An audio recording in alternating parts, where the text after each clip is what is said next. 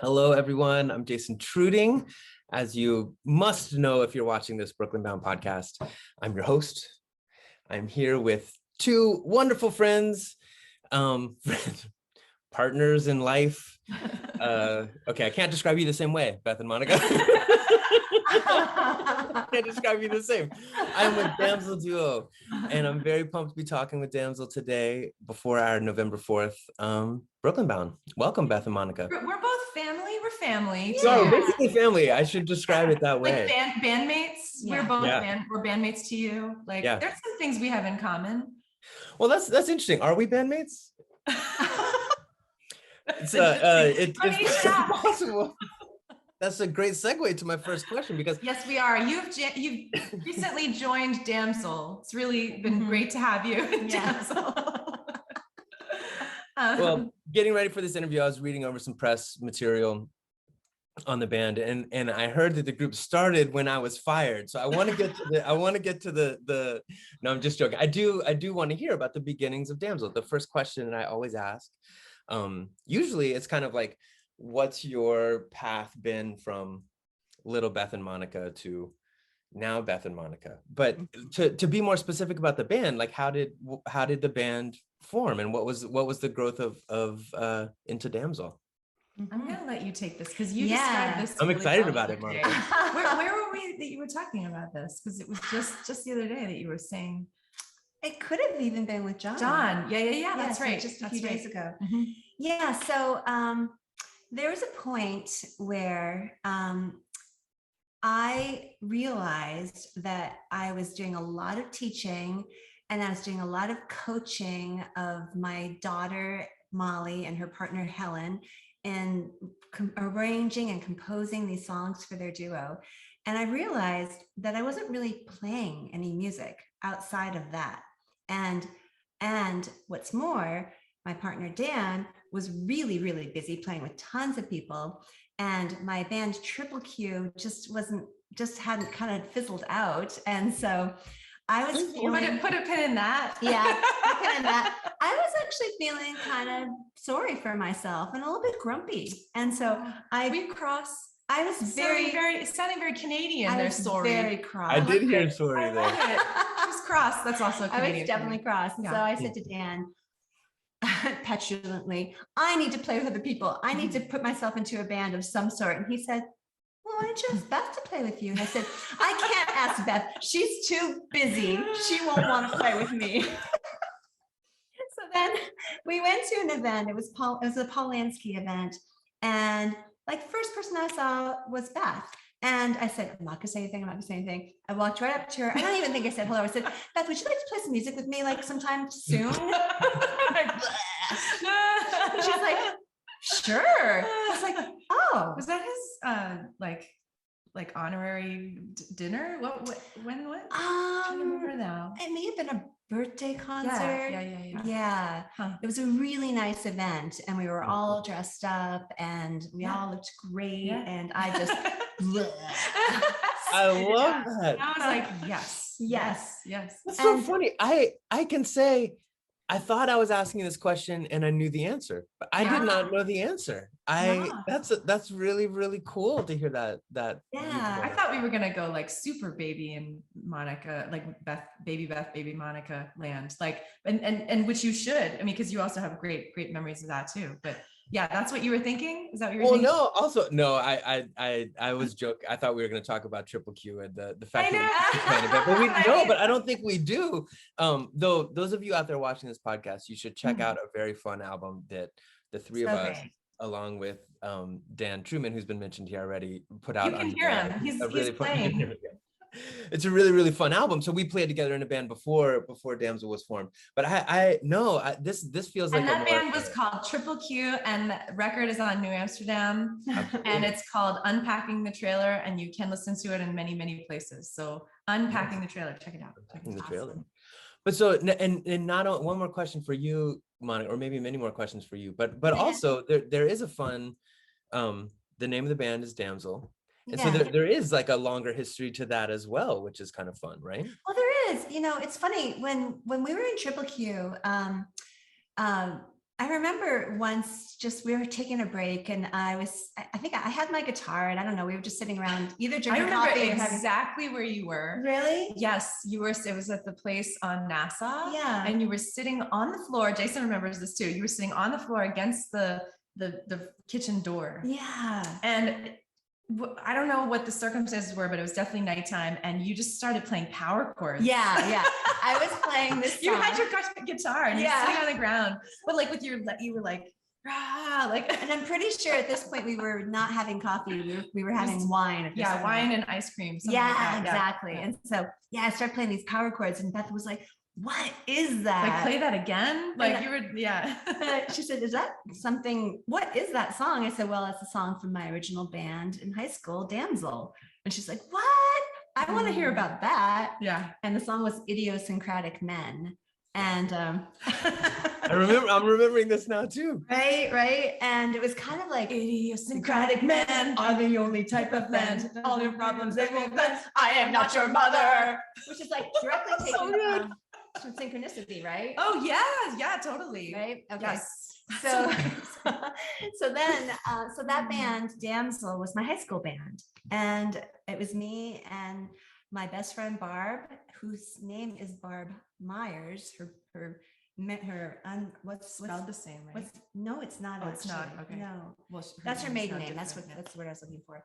So when that was an all-girl band, and so when we were together, Beth and I were trying to figure out a name. She's like, "How about Damsel? I love that name." Yeah. So, I mean, that's, it was like problematic for a second, because I was like, this is ownership from, we got to make sure it's okay with Barb. Yeah. Because that's. And what did you ask? Oh yeah. I asked, is it cool if I use this name again? And she was like, yeah, go for it. Just got clearance. Clearance. Well, Beth, I'm sorry I'm leaving you out of this. I have one more follow-up question for Monica before we get to a bit of your story on how on your side of Damsel, on how Damsel was formed. But I'm just, when you mentioned like Monica was on the ground playing power chords, there's a frame to that conversation where that's not strange at all, right? Monica's a guitarist, like of course you'd sit on the floor play power chords. So like, but in this context of Triple Q and in the context of Monica, that was like a different viewpoint to the music we were playing, right? So like, not to cut you off, it was just like, we don't do that here. No. So what do you do, Monica? Your background. You studied at CCM, at Cincinnati Conservatory of Music, and I know that was maybe one stop along. Were you somewhere before that? I did an undergraduate at the University of Maine in guitar performance.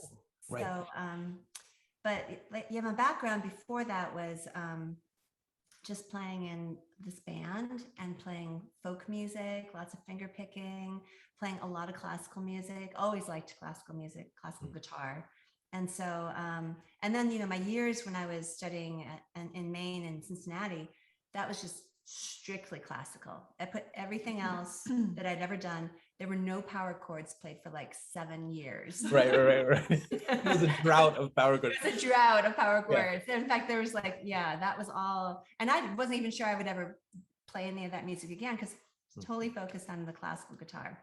Because when you mentioned the folk stuff, you mentioned finger picking on the folk stuff, and then classical stuff is also more exactly finger pick, right? But more like single notes finger or whatever. style. The two things are very connected. I'm enjoying watching the visuals are awesome. Hand. We just played. We're just out in Cincinnati, actually, in your whole old hood, I think, Monica. I believe over the Rhine. I think maybe that's where you. I did. I lived there. It was amazing. Yeah, now that's like the place, and all the halls. But we were playing some Bryce Desert music, and I introduced it as like Bryce is a guitarist. When I met him in college, he played a little like this, and now he plays like this also. So that was a little bit like, you were doing this, and you had a drought of this. Exactly. And then on the ground at that Nassau house, you were doing this, and Beth was like, wait a minute, what's that? You do that. I love it. Yeah. Well, we're definitely bringing the classical guitar style to punk. Like that's like we don't apologize. Like there's like classical guitar happening, and you're gonna absolutely. There's a comma involved. Yeah. Oh yeah. Yeah. There's a comma. I love it. Exactly. Yeah, I learned about the comma from Triple Q. Yeah, I love it. But so Beth, you with Damsel, I don't know. Do you have any? I want to like fill in the blanks on your lineage. You know, like where Yeah, you I go mean, before this is Damsel. the part that I thought that Monica was going to say, because she was describing this so well the other day, and but I guess I can tell it from my perspective, because Mhm. I do. When you were telling that story, I was like, oh yeah, that's exactly how I remember it. Yeah. I was doing a little bit of guerrilla marketing, guerrilla advertising at the Chamber Music America this story, seminar, yes, or of whatever. Yeah, What is that? What it's right. called? A seminar or a Chamber like Music conference. yeah. So it was in New York City in Midtown, over like a weekend in January. You know, it happens every year. And maybe Um, for context, there's more of this there than this. oh Oh, right? yeah, definitely, And as definitely. far as viola go, you know, there's more of this Yeah, than and I Less was this. yeah, not this. totally, absolutely. I mean, yeah, that you just nailed it. And I was there on behalf of my trio at the time, which was a flute, viola, harp trio, which was a very specific niche of contemporary music, contemporary classical, and kind of out, you know, like we were playing Kaya Sarajevo, and you know, the repertoire for that is like so limited. So we were really just like making our own commissions and that. So I was trying to get the word out to people that we even existed, and also see the lay of the land, you know, just like be there. And I didn't pay to get there. I mean, I just showed up. Right, you were one of those. No, Yep. that's not true. I'm sorry. Apologies. I have done that in the past, but officially I wouldn't have been able to meet Monica had I not paid. So Okay. I did have the like badge at this point, and you know, for my group, and I, you know, had the schedule, like wasn't just knocking on doors and seeing who was there. Like I saw this band was playing, and it said something like it was Troll Stilts, and already that was intriguing, because Mhm. that's a Norwegian name. Mhm. And it said, you know, Norwegian folk music inspired, you know, folk duo or something, Hardanger fiddle, or even, maybe even said a Harding Fela or something. And I Yeah. was like, I don't know what any of these words are. I, you know, like also fiddle or whatever might have been mentioned. So I was like, okay, that, because just folk music at the Chamber Music America conference, to, you know, in and of itself is a rarity. So Mhm. I was kind of, you know, I was interested, of course, in seeing stuff that pertained to me. And but this actually had nothing to do with flute, viola, harp trio. I was just like, that's interesting. I want to know what that is. And so I think I was like there before you guys started even or something. And I remember there were a handful of people in there. I mean, not to say that, you know, it's just there was so much going on. You know? There were like 10 people there. Yeah. Yeah. And I felt like I felt like I was the only person there, only because I felt like I had this laser, you know, between myself and this band. I was like, this is everything. This is, nobody else exists here. It's just me and this band, and I'm going to meet these people. I'm going to stay to the end. I'm going to meet them. I'm going to find out who they are, find out what this is, you know. And because they started to play it, and it was just captivating, mesmerizing, like beyond. Who are they? They are Monica and Dan, and they are called Troll Stilts, Mhm. and they have their own duo that they've been, and she could tell you more about that. But once they started playing, I was like, oh gosh, this is the rhythm, the meters that they were playing in were just, I couldn't follow, but they were super tight. So it was like, obviously they're doing something that is, you know, codified somehow. You can figure it, but I couldn't figure it out. And I was like, that's cool. Yeah.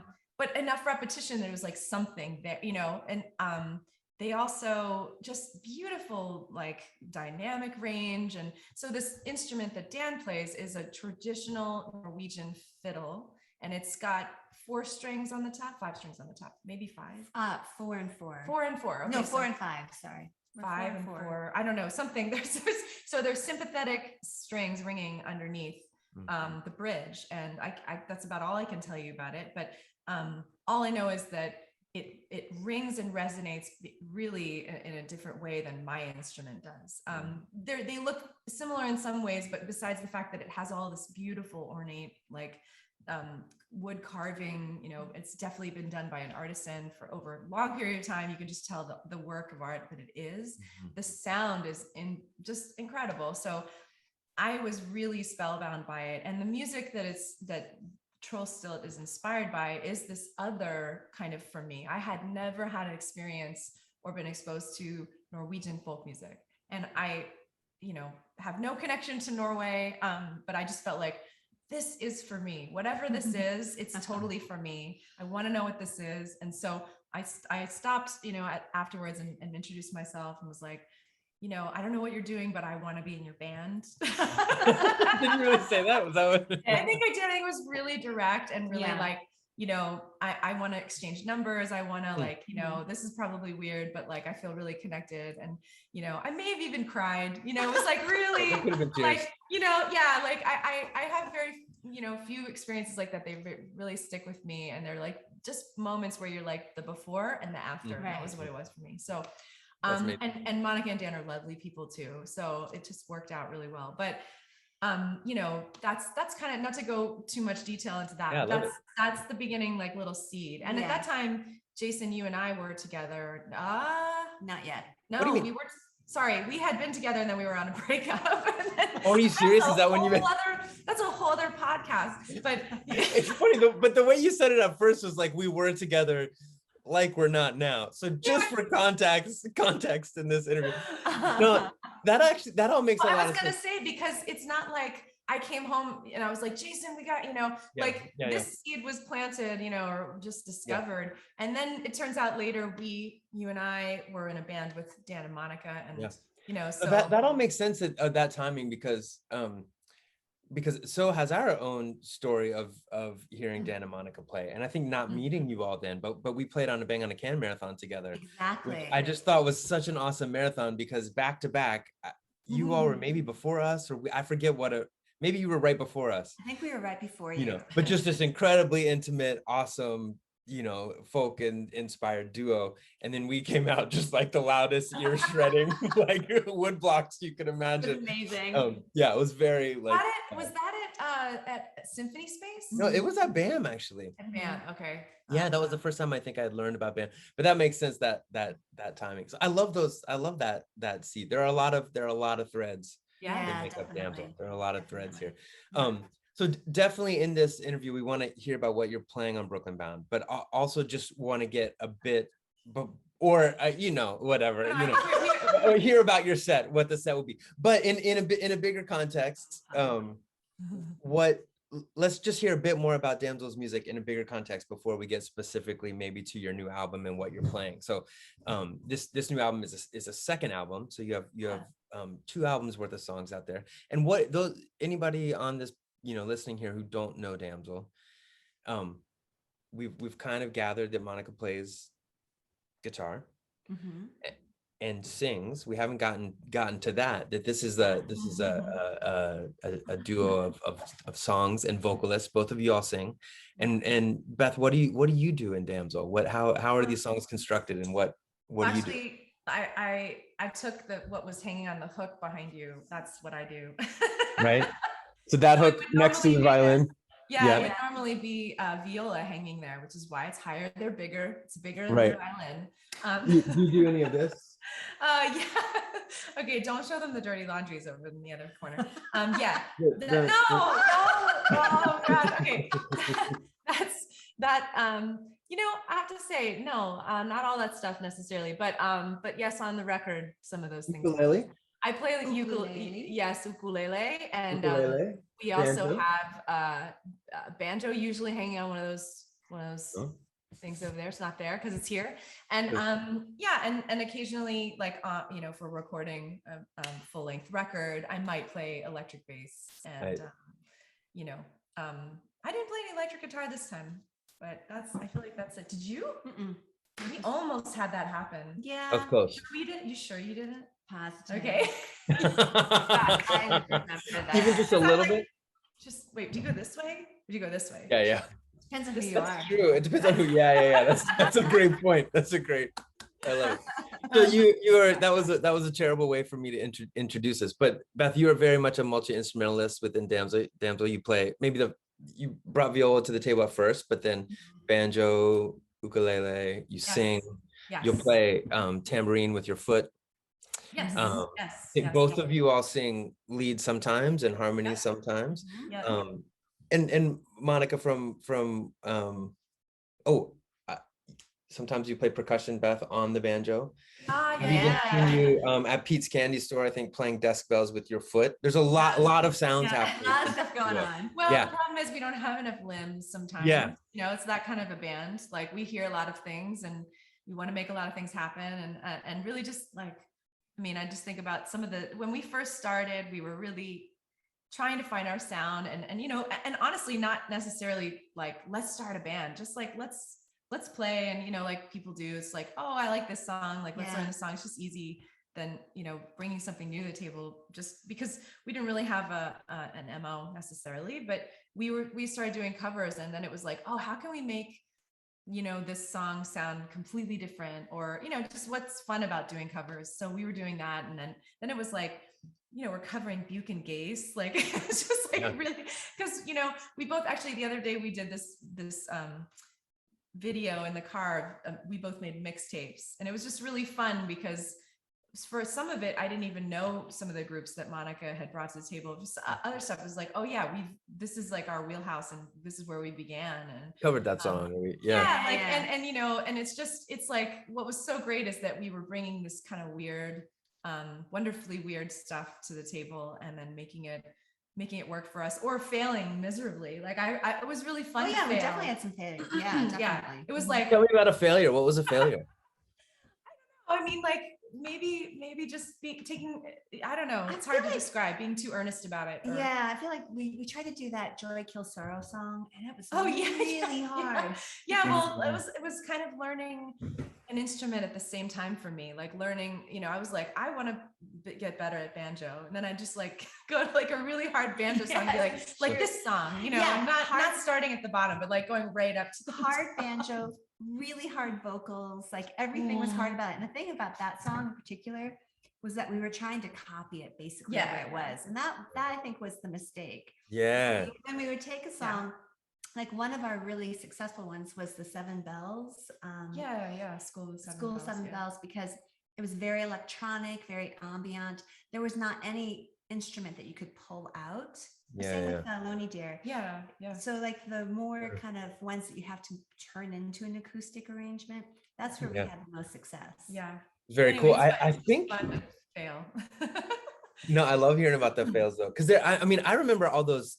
I mean, what I take from that time, seeing a lot of your shows, playing all those arrangements or covers, were just kind of like I thought they were mostly successful. I mean, it was a really cool way to learn, like that you all, I felt like found your sound, and like I was really intrigued by most of them. So it's really fun to hear. But I did actually, I think at the Princeton Record Exchange, shout out. Yeah. You all just played a pop-up show there. And when we walked in, I think the Postal Service was on. That was as we were leaving, and I kept forgetting. I'm so glad you remember that. I kept forgetting to tell Monica that happened. I was like, oh, that's so serendipitous, because that song, because I don't know why, always for me like reminded me of reminds you, when I thought about it, like you remember when that band Iron and Wine was covering, like doing acoustic covers of a lot of electronic stuff, and like that makes a lot of sense, Monica, that the School of Seven Bells, the electronic-y stuff that you all were translating was very cool. I'm glad you brought up Buke and Gase, Beth, because I do also envision a little bit of that with you all. You're playing, singing, using your feet, doing multiple things. Totally, yeah. Instead of the Buke, the ook. Awesome. And so then you're let's fast forward a little bit. Not that we need to fast forward through your first album, but I want to hear more about your second album. But after your set of covers, you all started writing songs. And actually, how did that happen?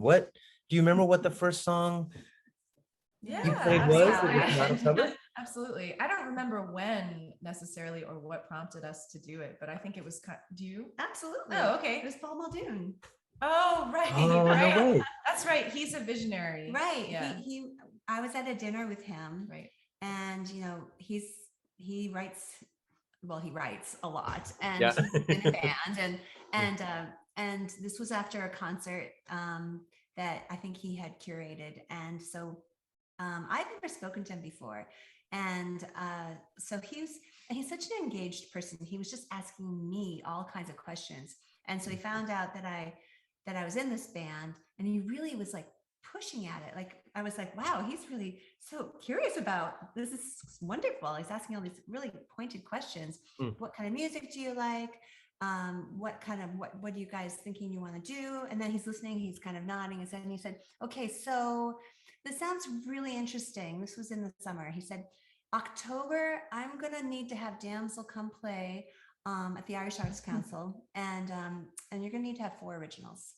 Amazing. He called the shot right there. Yeah, he did. Yeah. Yeah. Wow. He said, you think you can manage that? I said, yes. Wait, but that was before we even played anything original? We played Oh, that's nothing. right. And Not then, a and then it was like, single that thing. was really like, I remember that's why we just like, I feel like minorish, right? We call it Yeah. minorish, was just like pulling. It was like, oh, let's just make this happen. We got to do these first steps. Like this song is really painful, but let's do it. Yeah. So that first song was called Minorish? Minorish. The sketch yeah. was called, or something, yeah. Yeah. Did that turn into something, or was that? Yeah. It became a door. Yeah, it was on our first album. Yeah, it was sort of like a mishmash of a couple. Was it songs. was that an instrumental one, or was that a? It was with just Yeah, a I little bit remember. of vocals at the Yeah. end. Yeah. Cool, We cool. did do it at I the think Irish Arts Council. we had to because we I only Yeah, had yeah. We had 4. You needed 4. We only had 3, and then like in the last week before, Yeah. we came up with 1 more. Yeah. And so we were gonna do a cover, but we did 4 originals. Yeah, well, Paul said. Well, for context, anybody listening who doesn't know Paul Montoya, I mean, that's like a heavy person to be like, you need to write. I mean, Yeah. he's like the New editor Yorker. of the New Yorker, Yeah. poetry, But I was just seeing his name somewhere.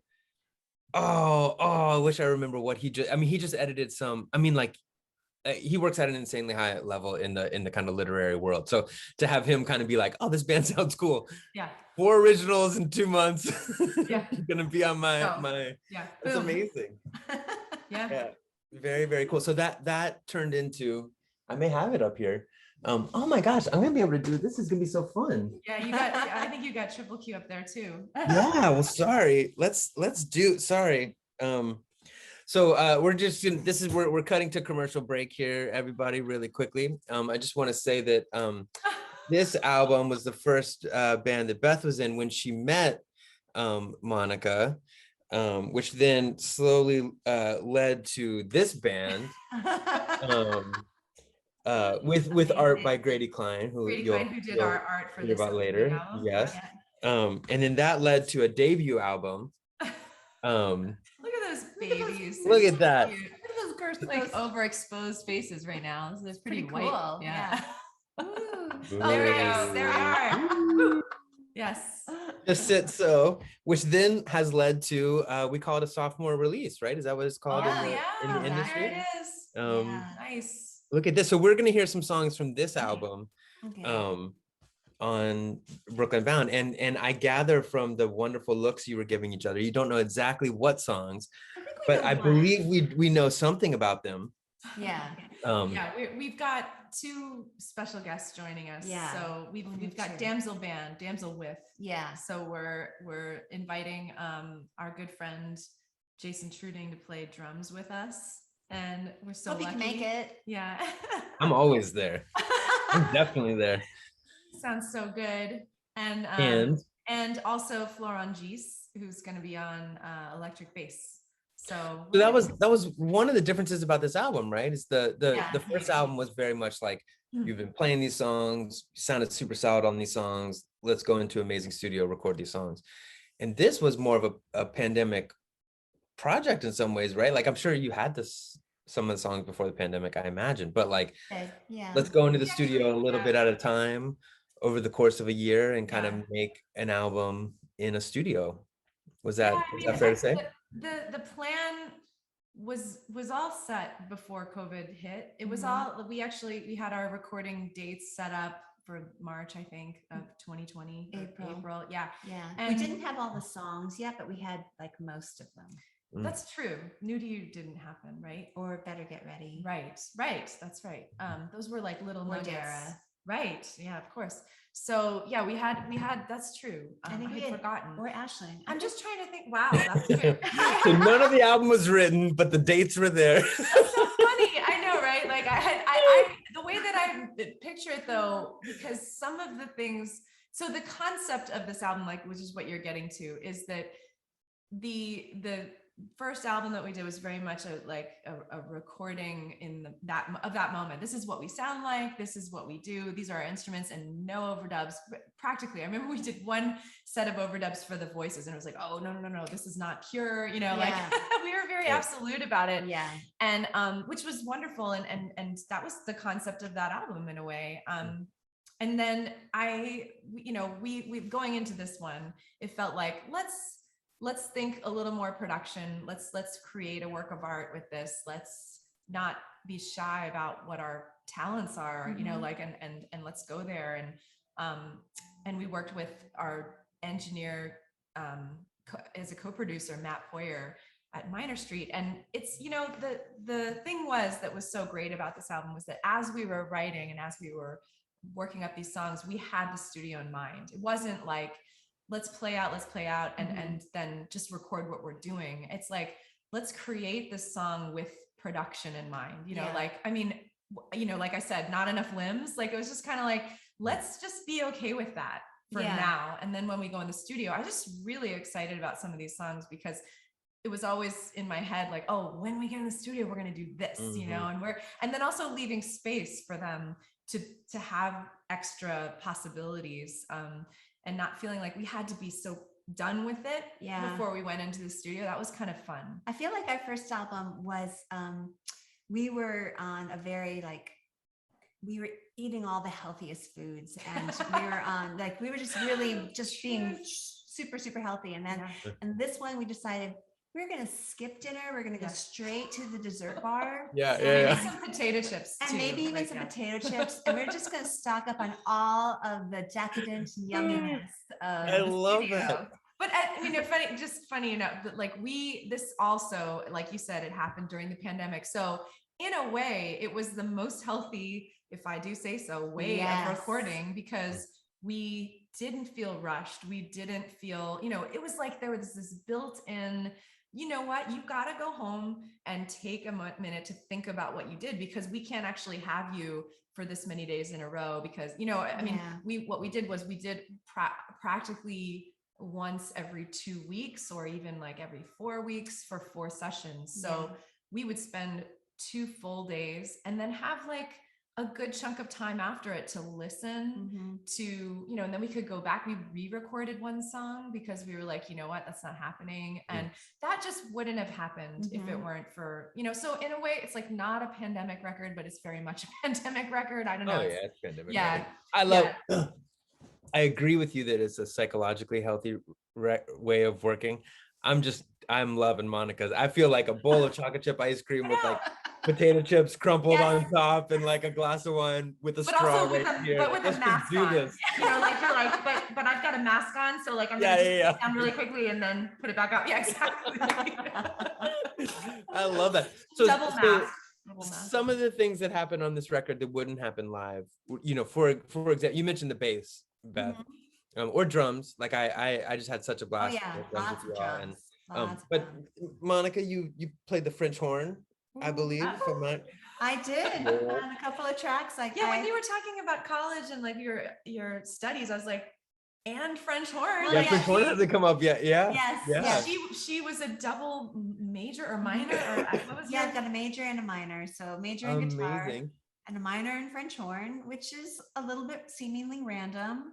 But amazing. The most popular double on Broadway, I think. Monica, when you did give me a sneak peek of your mixtape, the fact that For No One was on there just felt like such an awesome thing for the French horn shout out, the Beatles track. I love that. So those are some of the things, but also like overdubbing vocals, layering vocals. I remember you all were in the studio way more than I was, but I remember watching, you know, like, you know, Matt would always have a kind of mystery element that he would use, you know, it's like, oh, let's track this, but let's use this crazy sound here in case it spurs some idea. It felt like a very kind of like free flowing exchange of ideas in a really fun way. And I really love how it all did come together. It's not like, you know, let's try everything. Like we that's what was so great about working with Matt and working with you, is like sculpting it so that it all tied in and worked really seamlessly order wise. I mean, we're just really proud of this record. It's very, very cool. Feels like There it is. And yeah, I mean, it's Actually, great. Beth, when you mentioned your CMA guerrilla marketing, whatever, I thought you were talking.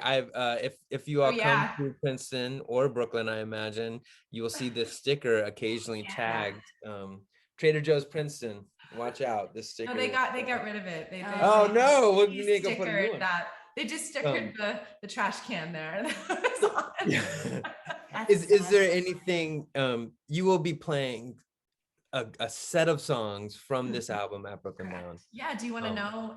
We can an undisclosed set of songs, or no? Do you know some? I think we're gonna do "New to You," yes, which is the title track, and then Better Get Ready. I think we may even be doing "I Don't Know Why." That's a fun one. Yeah, I think it's gonna be a party. We're definitely choosing the ones that feature Flo and yourself. So drums and bass. I love it. So say those again. New to You, Better Get Ready, I Don't Know Why. If anybody has a chance, the album comes out before this Brooklyn Bound. So if you want to check out these tracks before you check out the band. Yeah. And it's just fun energy to play, like I got to play bass on a lot of the tracks.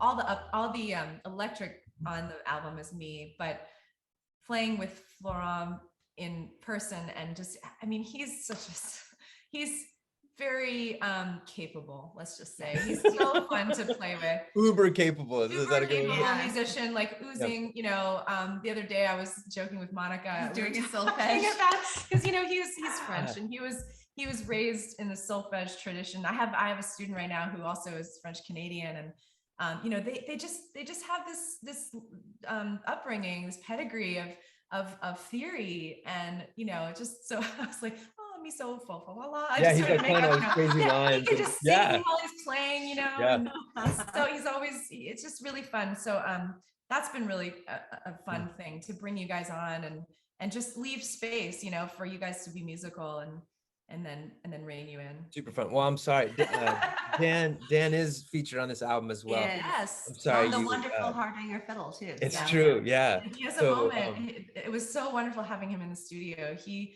just, that he and that instrument just take over the space. And it was like we were, he gets this all the time. I mean, it's like an eye roll. Like whenever he opens the case, it's like, everyone's like, what is that? What, tell me about this, like just not, I was the most though, like, officially I was the person who did you were tearing on. Yeah, I was crying. Yeah.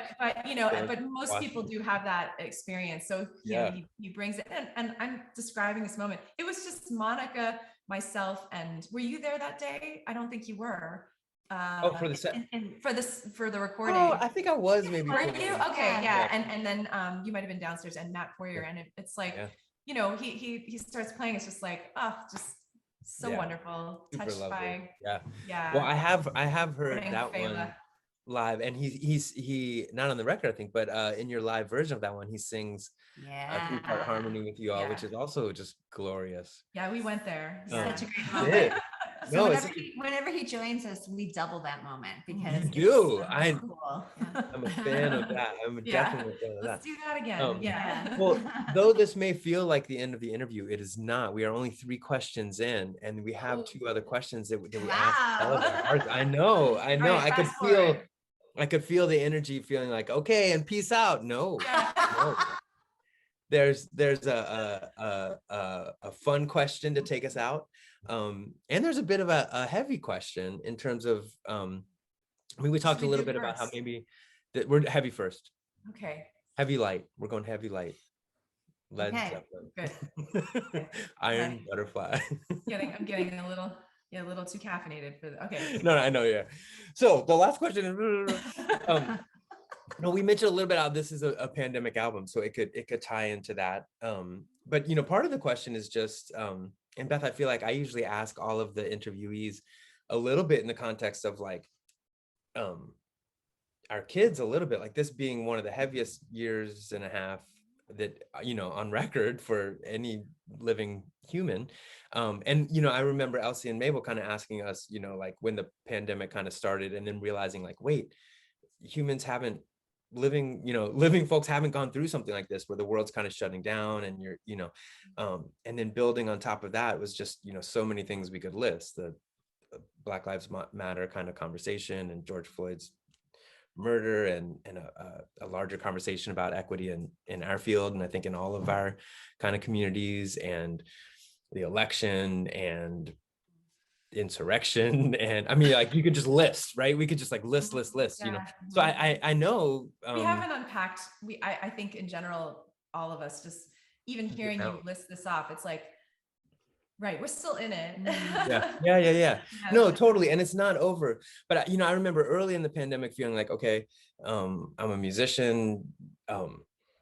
Is this a good use of my energy right now to continue to be an artist in this moment, or should I be doing something else, or do I need to rethink what it means to be an artist? You know, so I think, you know, either for you all individually or for the band, like, you know, has this crazy year changed the way you've worked or changed your perspective at all? Or I mean, I'm sure it has. So I guess the question maybe is, how has it changed your perspective, or what is some way that it's changed, you know, the way you've thought about it? I know. Well, I mean, I know. I mean, we already did talk about your, I mean, the fact that this record was made during the pandemic, I think, you know, changed a little bit of the way you work, but just in terms of like thinking of yourselves and your role. And yeah. I mean, first, just something that came to mind as you were saying this was the beginnings, where people were like, we need artists, we need artists. And then it's just feeling like, dude, I can't even, like, am I going to get a paycheck anytime soon? How can I be creative? And for us, it was such a strange time because we really pushed ourselves to maintain our regular Tuesday. This is our regular Tuesday time that we're in right now. Like we have a set. I mean, I don't think we've missed many of our rehearsals in general over the past 7 years. Pretty much every Tuesday, every week, but that's something, you know, like we were just realizing like, there's going to be a 10-year coming up at some point. We're going to really celebrate that. But, you know, just back to the creative part of it. It's like I said, you know, we haven't really unpacked it. So it was like a slow, we know we need to do this. We know we need to be artists. Let's, you know, just keep being there for ourselves and for each other. I mean, like we have this memory of, I don't know if this answers your question, but you know, we had this memory of like, we were trying to do this over Zoom. We were trying to do it. Maybe it felt like over the phone, old school, you know, and it's like, okay, can you hear me? You know, like I'm playing, you know, let's ready 1, 2, 3, you know, like it's just awful. I mean, but I think there was a point where I could just feel the energy, and we were both bummed, and it was like, you want to go for a walk? Like, let's just go for a walk. We live close enough that, I mean, I drove over here. It's a very LA story, but like because you had the dog. Yeah, I had the dog. Like, so we went through many weeks where we were just walking. We just walked for like 2 hours, and then looked at each other's gardens during the rest of it. We didn't talk about. Yeah, we didn't talk about music or Damsel or anything. It was like for about a month, I would say. We just more even, or more. Yeah, we just walked. I think that was a really depressed time, and it also needed to be like, we didn't want to necessarily talk about that fact too much, because when you're in it, it's really hard, but also just respect that that's what we needed, you know, and not expect a lot out of it, because that was what was so hard. I mean, we're both very diligent. And I tend to take a lot more time on my songwriting in some ways, and in very different ways than Monica. So especially for me, I felt like this is, and maybe for you, because you usually have a drive to create in a different way, and that wasn't happening. So it was like very, very hard time for us. But I think what was great is that we had a lot of patience, and we had a lot of, you know, like almost like looking at our kids and being like, whatever you need right now, like, you know, looking at ourselves and being like, you know what, we just need to walk. And there was a moment where we were like, it was like that first song we played ever. And it was like, oh, it was a little bit pulling, but I was like, this maybe is the time to do that. And that's okay. And like, we ended up not putting that song on this album. You know, it's like, we don't have anything to do with that song, but that was a necessary, you know. It was a little bit hard at the beginning of the pandemic, when everything was literally blowing up in so many areas, like you were just saying, to know what to write about, because it just felt so heavy, and you didn't want to make it kitschy or contrived. And so I think that too, other than the fact that we really, we couldn't be indoors rehearsing together. Also, no Also, big deal. No big deal. I think it was just like with acoustic instruments. Right. We just needed to reflect because, there were a lot of, I don't know, you don't want to write anything that doesn't feel honest. And so it was hard to know what the honest approach to writing was right then. Yeah. And I think because we write lyrics, and we sing that our lyrics, like that's even more of an identity crisis. And I think that, I think we did really well. We navigated that pretty well, I would say, because we were vulnerable. We did create. And then we turned around and we were like, you know what, that's not right. That doesn't feel right to me right now. But like I said before, failures are wonderful because, we did it and we pushed through and we were kind to ourselves and not, it was like maybe a little embarrassing to look at and be like, oof, that. Yeah, but that was between you. I mean, exactly. I was just thinking we did present some of that song, remember? Oh yeah, we did a seminar in Ireland. Oh, cool. Yeah. Right. But I think, that was part of our presentation in a way, was like, hey, it's okay to be vulnerable. It's okay to fail. It's okay to, But I think the songs that we did end up composing during the pandemic, New to You, Better Get Ready, and Dara, they all have a heftiness to them that I think, don't you? Yeah. I think Better might have come up before the pandemic because I remember those. It did, but then you finished writing the lyrics. And no, it worked really well during for sure, and it was informed by it. It's I mean, it's the before times and the after. You can hear a little bit of that. Well, I'm just remembering. I forgot about those kind of weekly rehearsal walks that feel so. Because I mean, it's weird to think back. So's been rehearsing now pretty regularly for a while. There was a good year where like I saw those bandmates like 3 times over the course of 12 months, which like is just inconceivable. Like I mean, we were on Zoom all the time, but like, and I'm having this realization for myself where I mentioned it to somebody the other day, like, I feel like I've been very creative during this time. I actually haven't written anything new in over a year either. Not either. Just like I haven't written anything new. Been working on old things, but so it feels really cool. It feels like in a certain way, what I'm taking from what you were saying is like, you all were able to be there for each other artistically a little bit and with some space. Cause I remember that moment, Beth, and I mean, probably because we've talked about it here too, but just like that feeling of society being like, now we need artists more than ever. And you're like, dudes, my kid is on Zoom also, it's not like artists, all of a sudden make new things, so it feels like, Damsel was able to like be there.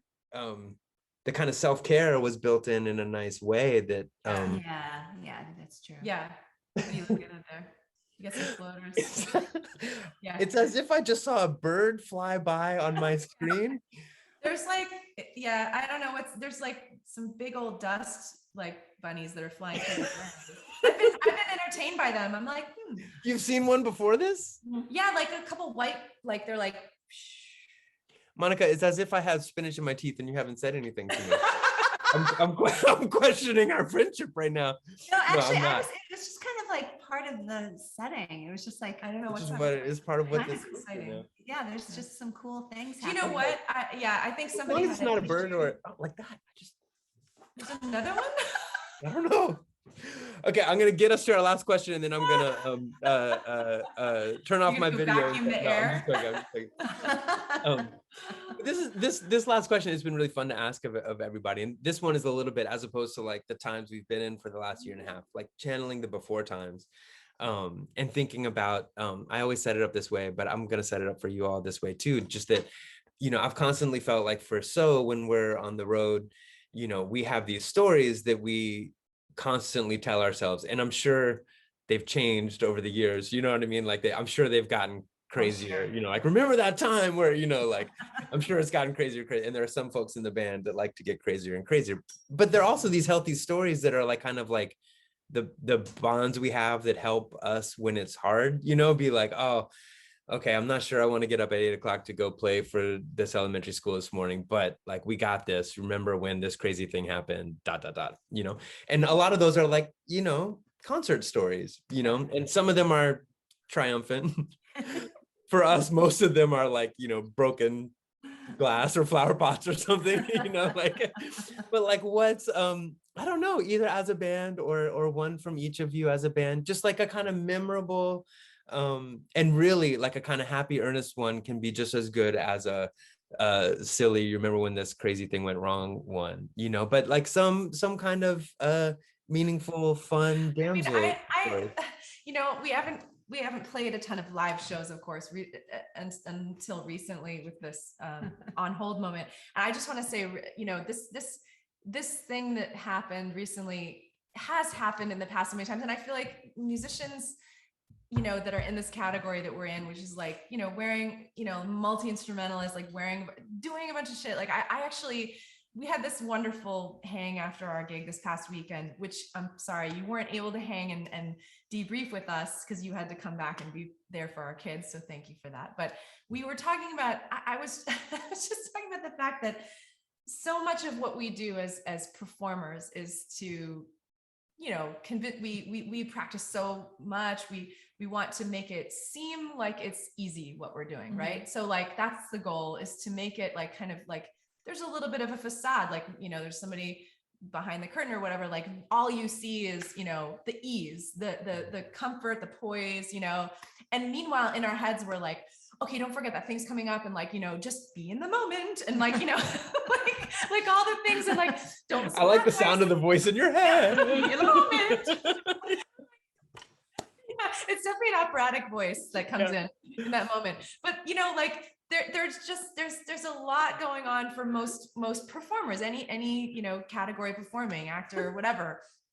And so for someone who is not, who's coming in as from any other walk of life and experiences this from the other side, they think that it's easy what you're doing, and that you can probably talk to them while you're doing all those things. Totally. No, but this is one of those things that we all share, and we just never talk about it, because it's like that annoying thing that we're like, oh, that happened again. Like, but it's not worth the banter of even like a coffee with a friend. Like it's just like, that, but we were talking about it, and I was like, God, that thing happened. And like, but it wasn't just, like this. Wait, so in this show that you were just playing, somebody. Yeah. So we're playing this like late night tavern kind of vibe. And like, I was like, say this person was wonderfully a fan of us, was not at all like, if they are watching no this, malice intended, like nothing against them. This is to speak to the fact that we were doing our job so well enough that this person felt that they could have a conversation with me while I am balancing, 3 instruments and singing and making sure that my partner knows that I'm, and they just like, I had ordered, like diligently thought ahead of time. I was like, okay, kitchen closes at 10. We're going to be hungry. I can't eat before I sing. So I'm going to go order us a Beyond Burger or something. And they're, and I'm thinking they're going to keep it over there at the kitchen. We'll come over after the gig. We're going to get it. And she comes up with the box. It's like a box, box lunch. And she's like, while we're singing, she's like, here you go. Like, here you go. This is what you ordered. And I'm like, great. I'm like holding all the things. I'm like, oh, and there's a video, but I still haven't shared that video. It's like, you see it in the video. Oh, I'm like, gosh. Like, I'm so on it. Like, I'm like handling it all, and I'm making her feel good about what she's doing. That's I'm like, amazing. you're cool. I'm cool. We're cool. But like in my head, I'm like, you have got to be kidding serious? me. Like, again, again. So anyway, that's sorry to take up that moment, but Monica. Oh, I love that. At Summer Institute, there's always that. We always play. Now we play at the library, I guess. We used to play outside at Palmer. No, not Palmer Square, whatever that Heinz Plaza. It's the community events that this happens. But I love it. It's like, all these students having that experience for the first time where they're like playing or whatever. And somebody will walk up with an ice cream cone and be like, oh, what you doing? Like, I'm at bar 32. Where actually I don't know where I'm at anymore. Thank you. Oh, I just love wanna that. I take- hadn't heard that though. I know we're out of time almost, but I know Monica do has have- I a have story. one more. Please. Oh, I have all the Okay. time in the world. Okay. So, a few years back, we had done a house concert, and one of the people at the event, you and I had done a house concert, had come up to us and said, she's a filmmaker, and she said, I want to do a video of you guys. And we're like, really? This is amazing. And she's like, she's a pro. Also wonderful. Also And wonderful. Like wonderful. this is, if she's watching. Yeah. No malice. No, this is a great story. So we said, here's our album. Listen and see which one vibes with you, which one you have some ideas for some images. And so she chose Just Sit So, which was the title track of our first album. And she had a very strong image that exactly she wants. It starts out with Beth playing these double stops on her viola and singing another line over it. So it's like this really cool moment and it's very kind of intimate. And she just like, she had Beth playing that on Carnegie Lake in a canoe. That was the impetus for the whole video. She wanted that to happen. And Beth's instrument is worth how much money? We're not going to say. A lot of It's money. worth more than the canoe. Yes. Let's just say that. So that's like, I was like, am I doing this? Are you comfortable? I'm like, well, not really. She's, I'm not. No, but we were already in the boat at that point. No, even before. Oh, really? You're Okay. like, am I doing this? And then the day of, actually, literally the day of, you said, okay, I've decided I'm going to do this. I'm like, okay. So she gets in the boat. It's a decent amount of anxiety. I hand her the viola, and she carefully rows herself out. And then she goes to pick up her viola. Wait, I was by myself? Yes, yeah, because this is the story. And she's like, she puts stuff down the oar and she starts playing. And I blocked this out. I don't even remember this. Floating away. She's getting pulled out to the lake, and she's getting further and further away. And we can't hear her, we can't see her. I was like really going for it. I was like, this is what they want. So she puts down the viola and she rolls back. She says, I can't do it. And then I'm back there and I'm on shore, and I said, Beth, I can actually use an oar and I can row a canoe. She said, really? Oh my and I gosh. said, yeah. And then so she came back and I got into the front, and I ended up, being the helmsman, the oarsman. Yeah, you can see it. It's on. And Well, I know I that shot. She said, I had no idea you could do this. Of course you can. What do you mean that you could row a canoe? No, but I think I was Pretty so far gone in my sure. world of anxiety around this moment that I had just like, She was gonna do it there all was no herself. logic. Yeah, there was like zero logic. And Monica, I love the perspective of like, I know this video and I can picture you two in the video doing the thing. And that's a little bit also even just crazy enough where it's like, yeah, there's this expensive, like, not It's waterproof valuable. instrument that's out in the middle. Right. But I love the image of God. Monica and the filmmaker and the crew on the side, and Beth's just floating away, kind of like, am I doing it right? You guys are like, what's happening? She's just like, she's going around the corner. It's like, where'd she go? I was just following instructions for the record. I was like, okay. And Very I mean, diligently. I've had panic attacks about going on a plane with my instrument, like with the instrument in its case, like there's no water anywhere. This was like, I don't know, somehow I managed to get through this experience. Yeah. It's so a good that's a video good though. one. It turned out really well. Yeah. And Thanks for Check it sharing. out. yeah. it's pretty Well, so awesome. that was some bonus stories because we had one pre-pandemic story and one like we're coming out of the pandemic, and apparently people are still think that they can talk to you while you're trying to play. Yeah, they were looking forward to that coming back. They were like, "Yay, that's back now." That's familiar. I like that. Yeah. Oh my goodness, I love it. Well, thank you all for having. I had told you this conversation would be between 20 minutes and an hour, and we're definitely on the hour side. There's so much to talk about, and there's so much more to talk about. It's been so It's fun. amazing. We'll have to do it in person. Yeah, exactly. It'd be even more fun as soon as I figure out how to turn on the camera. Oh, there was in another person. one. We just saw another one. It was like, Stop. Anybody see a coffee cup fly by? Crazy. I don't know how that happened. You all can see Damsel play, along with Long Leash. Who's on the show? Oh, and Fong Tran. Fong has an album coming out on New Am. Your album's dropping about the same time, so we kind of have two celebratory album releases, along with the two string players of Long Leash are going to play some violoncello duos. Nice. Yeah, it sounds like a pretty amazing night, and it's possible.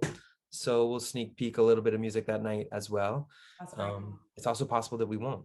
So we're gonna all play it by ear. But a few folks can come to our space in Brooklyn. Most of y'all can watch it online, 8 p.m. Eastern time, November 4th. Be there or be square. Yeah. As Beth always says. I don't think you always say that.